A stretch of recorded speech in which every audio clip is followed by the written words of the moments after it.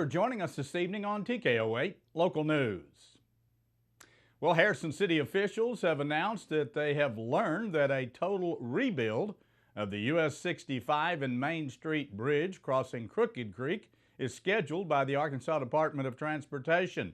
A request made during the June committee meeting that lighting be added underneath the bridge to provide additional safety for pedestrians using the walking trail at night was suggested that the lighting be colored so as not to attract the swarms of insects during the summer months and also provide an added festive atmosphere to the city during the holiday season. Public Works Director Wade Phillips said that the bridge is a part of a multi-million-dollar program scheduled to begin in 2019 and run through 2022. Rick Schonenberger, who is coordinating the holiday lighting efforts, proposed that some temporary lighting be added underneath the bridge in the meantime.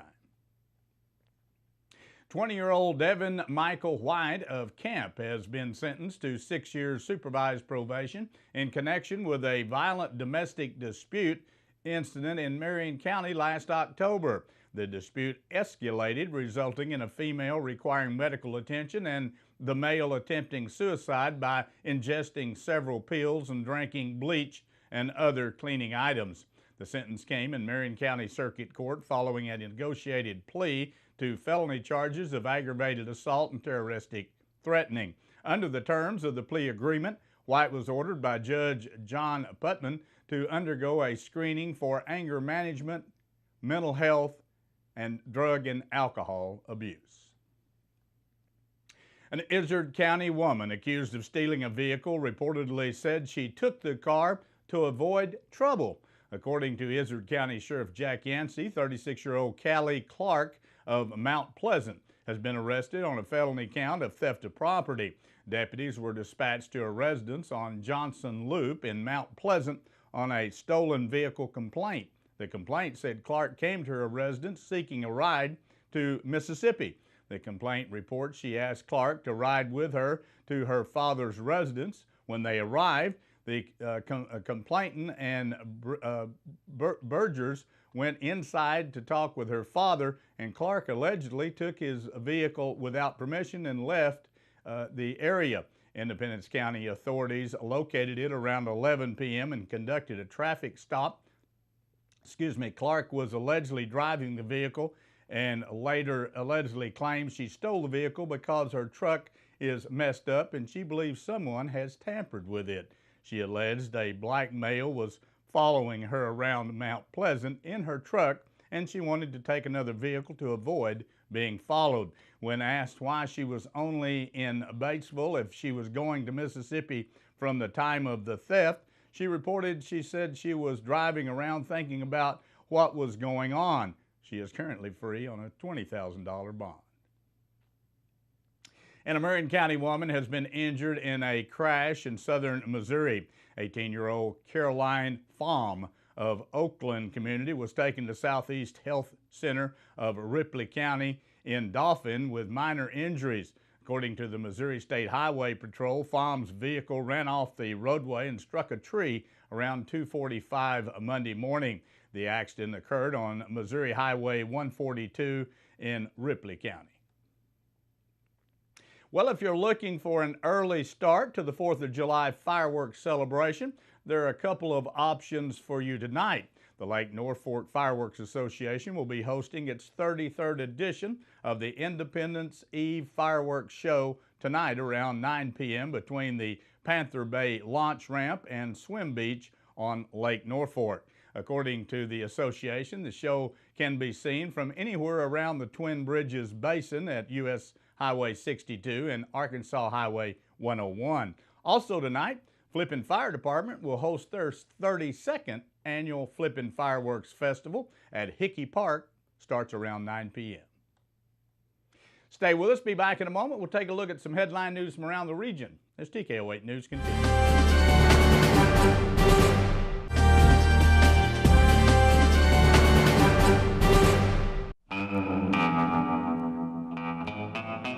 On any given day here at Main Street Service Center, we might be working on a Ford like on the 4-post lift over my shoulder, or an Infiniti that's back on the back bay, or a Toyota, or a BMW, or right here a Hyundai. You just never know what's going to come into the shop and what their needs might be, but you can rest assured that at Main Street Service Center, whatever you're driving, we can take care of it for you, whether it's oil and filter changes all the way up to engine and transmission replacements. And get this, we've been in business for 29 years and there's still things that we can't do, and we're not too proud to say it. So if you bring us something and it's over our head or out of our capabilities of expertise or tools, we're not too proud to say it, because we want your vehicle fixed correctly, right, and the first time.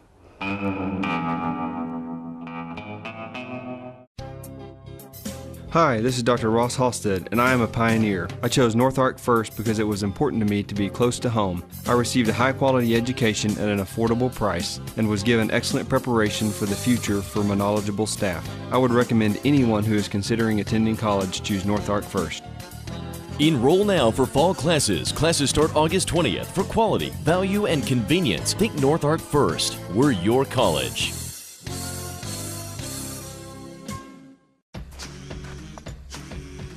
Just a little spicy. With standard safety features, plenty of cargo space. That's not hot for you? No! And advanced technology. The 2018 RAV4 is ready for any adventure. Right now, get $3,000 customer cash on the adventurous 2018 RAV4. Hurry in today.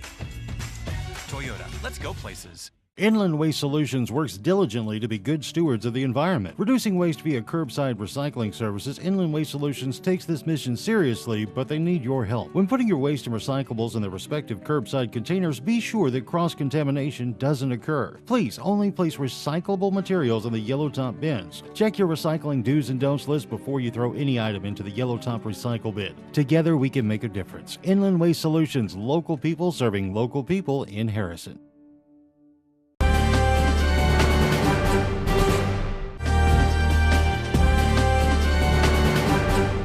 Sharp County man facing more than 100 charges, including rape, has admitted to an investigator that he has made some bad choices, including sleeping with an underage girl nearly every day for 2 years. Police say a detective was called to the home in Cave City on May 29th for a report of sexual assault on 2 juvenile girls.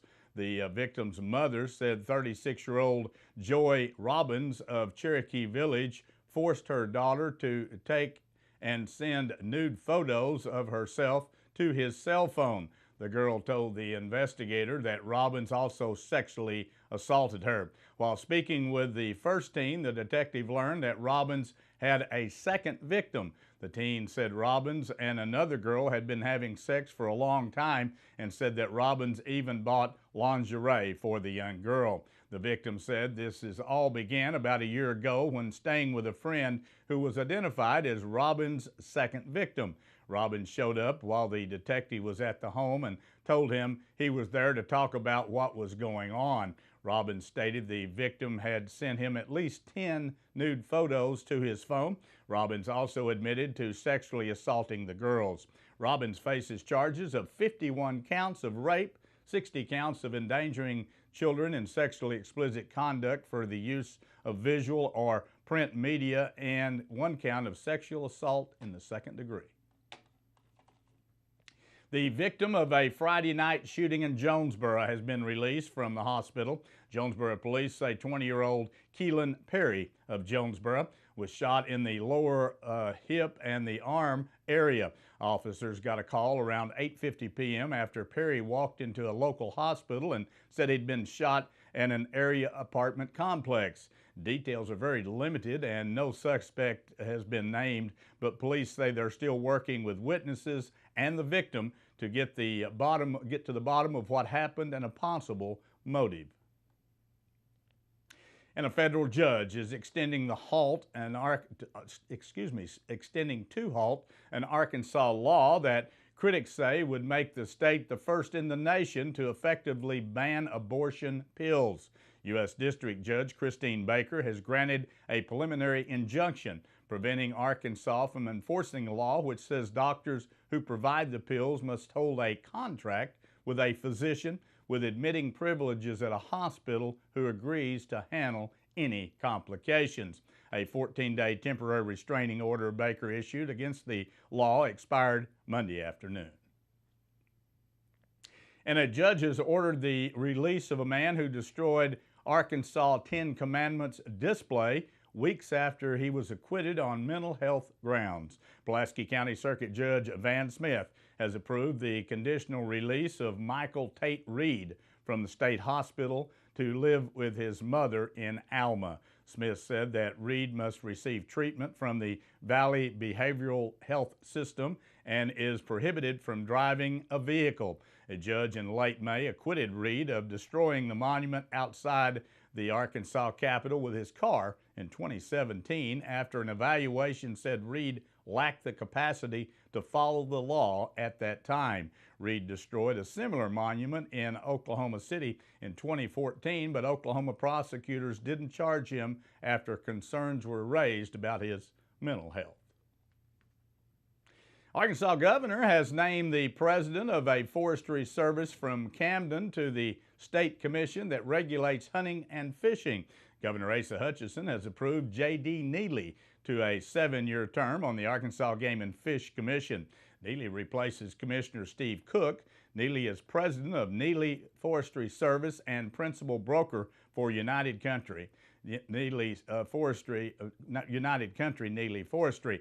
Hutchison says Neely's experience as a businessman as well as his knowledge as a forester, appraiser, and realtor will make him a valuable member of that panel. Neely says he wants to continue to work with private landowners to expand good management and wildlife practices.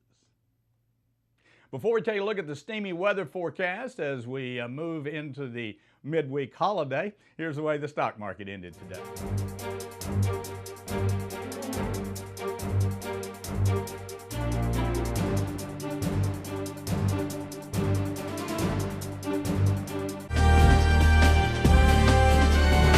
Another hot and steamy day here in the Ozarks. No rain, unfortunately, for most people. Maybe you got a sprinkle or two from a little pop-up shower, but if it lasted over 10-15 minutes, you were probably lucky, and probably just enough rain to mess up your automobile if you just had it cleaned up. But it's going to be hot again tomorrow, so if you've got plans for the 4th of July, I don't think you're going to need an umbrella.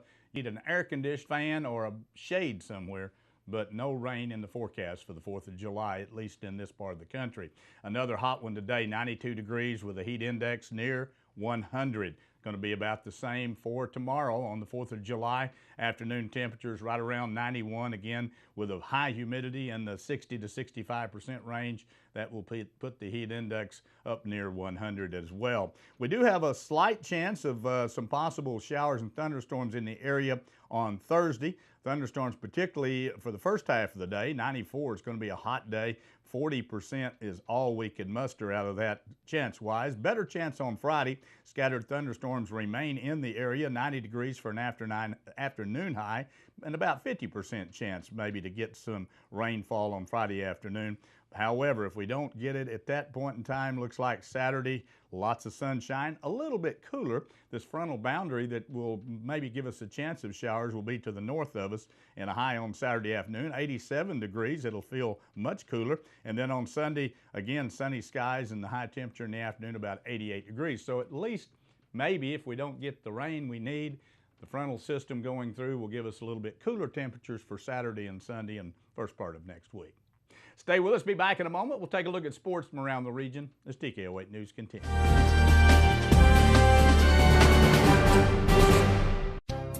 Hi, this is Ashlyn Taylor of Valley Springs, and I'm proud to be a Lady Pioneer. I chose North Ark first because it's close to home and I like the small class sizes and helpful staff. I'm working on getting my general education classes completed so I can transfer to a university. I'm excited to be playing basketball at the college level while getting an excellent education at an affordable price.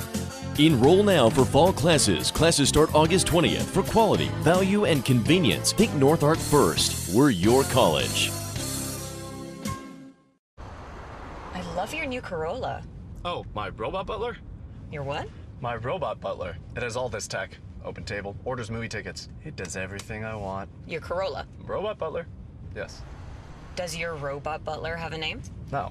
That'd be weird. The 2018 Toyota Corolla, made for the modern world. Right now, get $2,500 customer cash, or qualified buyers get 0% APR financing for 60 months on a stylish new 2018 Corolla. Toyota, let's go places.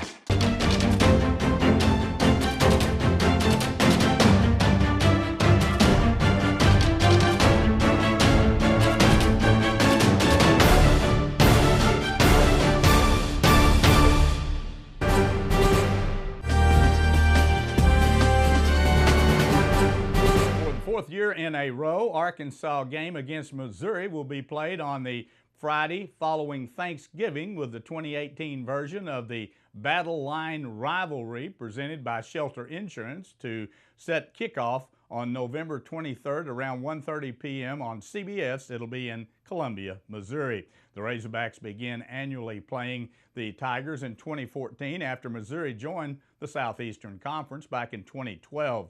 The two schools have played only nine times, with the first meeting in 1906. 4 game times are now set for the Razorbacks' fall schedule, with kickoff time set for the team's first 3 games. The Chad Morris era at the University of Arkansas will begin against Eastern Illinois on September 1st inside a newly renovated Donald W. Reynolds Razorback Stadium. Begins at 3 p.m. The Hogs hit the road for the first time following the week with the team's first ever trip to Colorado State. The Rams and the Hogs will kick off at 6:30 p.m. and it will be broadcast on CBS Sports Network. Arkansas then returns home to take on North Texas on September 15th at 3 p.m.